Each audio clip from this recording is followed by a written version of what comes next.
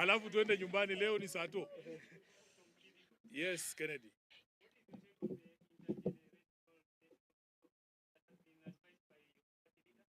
I think this is what exactly is happening here. Because if you look at me and Senator Beth, we don't come from this generation. These are our younger sisters. And we have taken the position that you must never discount dialogue. You must never refuse an opportunity to discuss your issues or to talk. And when you sit down and listen to them, you get different perspective on the issues in the country. I have said when we were in there that we need to get to a place where certain decisions are only left to younger generations. And I've given the example of a suggestion that was made by one of the elders in this country to build apartments in Nairobi National Park. And my position is that we should ask the children whether they want to continue seeing animals at Nairobi Park or they want to see apartments. That decision surely cannot be for people over the age of 70.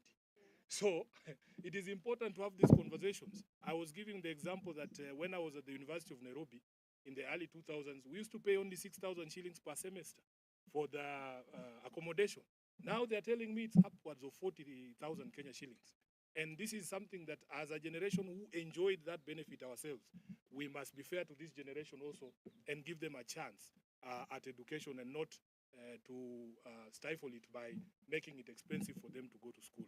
So how do these issues come up if you don't talk? But what they have told us is that now the older generations need to do less talking and more listening. Yeah. And as a party, ODM, we are committing here today that we will do more listening than talking. Yes. And when we give these young people opportunity to speak to the country, please don't harass them the way you are trying to harass them. It is not fair. It is the first time that this young lady is answering questions from the press. And I have done this for 8 years. This can be very intimidating. So muwapeleke polepole hata nyinyi. Ndio tuwakubalie wafanye nini? Waongee. Si ati ukiongea unaanza kuulizwa maswali mingi, hapana. Muwasikize. Sawa?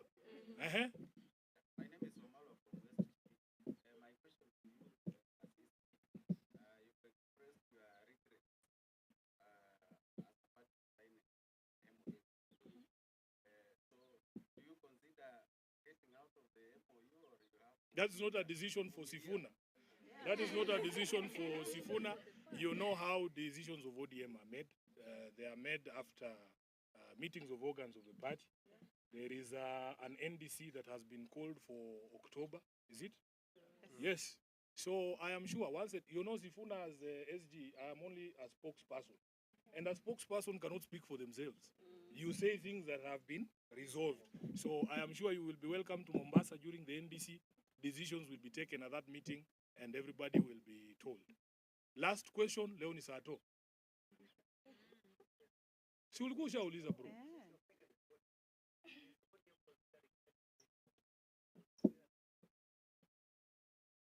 First of all, let me tell you that as a party we already condemned any member of parliament or any person standing up to claim that they will interfere with elections. As you know, ODM has been a victim of election rigging for many, many elections. So it is not the position of ODM to countenance, to support, or to even condone the thought of interference with elections. These young people will tell you that they are waiting. They are very eager, just like I was in 2002, to be given a ballot so that people hear from them directly.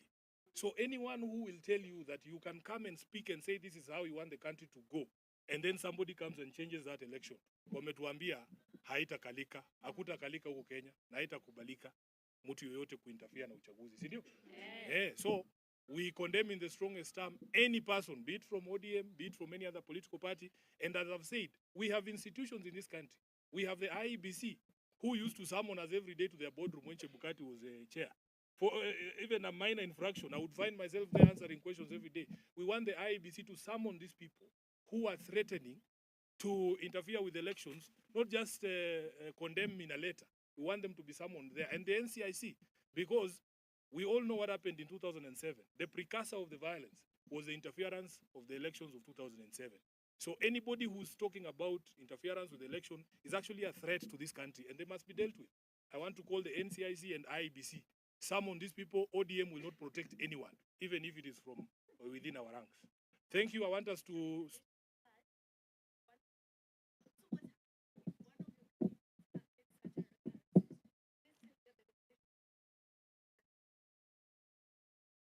It's nothing like a candidate, madam. You know, I've been a leader of this political party for 8 years now. I wish political parties had the powers that people imagine we do have. All of us, a political party only exists for politics. If, for instance, today I go and beat my neighbor at home, that is not a matter you ask ODM, what are you going to do to Sifuna? That is criminal conduct. That is why we are saying there are institutions who should enforce the law. If I go and break the law there, today I go and drink and fight in a bar, you don't ask Raila, what will you do to Sifuna? No. I should be arrested in the police and be taken to court because political parties don't enforce criminal law. There is institutions for that. That is why the police exists. So anybody breaching the law, breaking the law, should be subject to the law. And that's what we are saying. For us, we can only condemn and disassociate ourselves from such pronouncements as believers in democracy. Thank you very much. Mungu wabariki.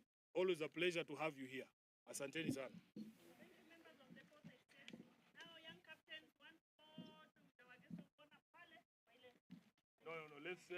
Let's go back in so that we allow the media to clear, and then we will come back out. Yeah.